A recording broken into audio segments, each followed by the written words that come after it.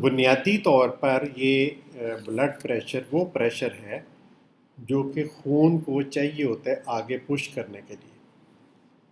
آپ یہ دیکھیں کہ اتنا وسیع نیٹ ورک ہے ہمارے جسم کے اندر خون کی نالیوں کا، تمام نالیوں کو، شریانوں کو اور وریدوں کو اور کیپلریز کو اگر ملایا جائے تو تقریباً 60,000 میل، وہ تقریباً 10 لاکھ کلومیٹر بنتا ہے۔ تو اتنا فاصلہ وہ بلڈ طے کرتا ہے ہارٹ سے جسم میں اور جسم سے واپس ہارٹ میں، یہ اتنا لمبا فاصلہ طے کرتا ہے۔ اور اس فورس کو، اس کو پش کرنے کے لیے جو فورس ہے وہ ہارٹ پمپ کرتے ہوئے پرووائڈ کرتا ہے، اور یہ وہ پریشر ہے جو کہ بلڈ کے اوپر مینٹین رہتا ہے، جس کی وجہ سے بلڈ آگے فلو کرتا رہتا ہے ہر پمپ کے ساتھ،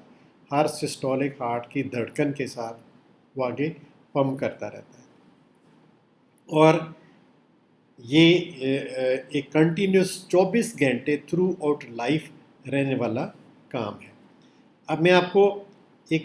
چھوٹی سی ویڈیو دکھاتا ہوں کہ دیکھیے ہارٹ کس طرح سے نان سٹاپ پمپ کر رہا ہوتا ہے، اور وہ ہارٹ بلڈ کو کیسے